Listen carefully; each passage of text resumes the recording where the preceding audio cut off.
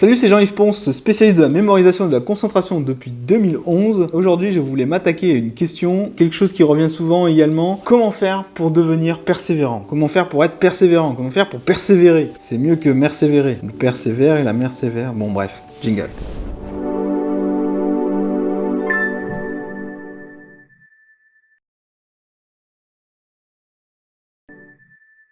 Peut-être que vous n'avez aucun mal à vous lancer dans les choses, mais le problème c'est que au premier échec, voire au deuxième échec, vous arrêtez tout. Vous manquez de persévérance et on vous le dit, peut-être qu'on vous a déjà dit. Si tu t'accrochais un peu plus, tu y arriverais. Moi, ça c'est un truc qu'on me disait beaucoup. Il y a deux choses qui m'ont aidé. Ces deux choses, je vais les partager avec vous. Tout d'abord, c'est le fait de ne rien attendre de particulier quand je me lance dans quelque chose, ou de m'attendre qu'au minimum. Vous ne savez pas si ça va marcher ou pas. Bien sûr, vous y mettez toute votre intention, bien sûr, vous y mettez tous vos efforts, mais si vous attendez de grands résultats tout de suite, le problème, c'est que dès que vous avez un résultat qui ne vous convient pas ou qui est vraiment désespérant, ça va vous donner un coup sur le moral qui est tellement terrible que vous n'allez jamais vous en remettre. Pour vous donner un exemple très précis, quand j'ai écrit mon premier livre, Napoléon joue de la cornemuse dans un bus, mon but était de vendre un livre. Parce que pour moi, un livre, c'était la preuve que j'étais utile à quelqu'un. Pour moi, c'était l'objectif était de vendre un livre. Bien sûr, secrètement, j'en espérais plus, mais vraiment, j'étais très humble par rapport à ça et je voulais en vendre un seul. Bon, évidemment, ça a été largement fait, vu que la première semaine, il y a l'équivalent de 2300 € qui ont été vendus. Donc c'est pas mal quand même. À l'époque, mon but, c'était d'attendre un livre. Si j'attendais tout de suite d'en avoir vendu 1000 exemplaires la première semaine, comme je voyais certains de mes collègues le faire, tout simplement, je me serais dit, bon ben voilà, t'as mal fait ton boulot et tu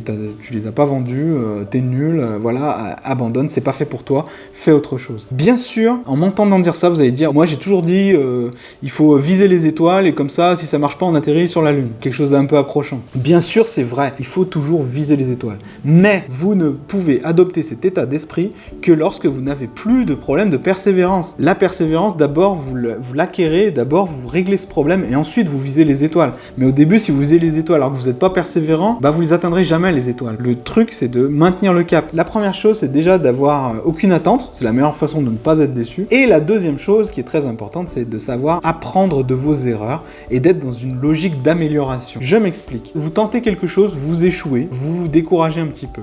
Plutôt que de vous décourager, de laisser la place à votre cerveau qui gère les émotions et qui du coup va manquer de recul sur les choses, et justement, laissez-vous un peu de temps, analysez votre échec et plutôt que de vous dire est-ce que c'est fait pour moi ou est-ce que c'est pas fait pour moi, demandez à votre cerveau, posez-lui la question à l'intérieur, dites-lui comment j'aurais pu faire pour améliorer les choses. Donc voilà, ça c'est un état d'esprit qui est très très important à obtenir parce que comme ça, vous allez concentrer votre énergie sur les solutions et non pas sur la plainte ou sur le est-ce que c'est bon ou est-ce que c'est pas bon. Vous vous adressez à la partie mature de votre cerveau, pas à la partie enfant. Et ça c'est quand même très important lorsque vous avez quelque chose qui vous tient à cœur. Pour moi, c'est avec ces deux petites techniques que vous devenez persévérant. Baissez votre niveau d'attente, voire n'attendez rien du tout. Amusez-vous, c'est le fun. Deuxième chose, sachez apprendre de vos erreurs et améliorer, corriger le tir et retenter. Parce que si vous retentez avec des petites choses que vous avez modifiées, c'est une logique un peu plus scientifique, les itérations. Du coup, ça va vous maintenir dans l'effort, dans l'action. Et c'est ça qui est le plus important pour être persévérant. Après seulement, vous viserez les étoiles, promis. Je vous dis à bientôt pour une prochaine vidéo.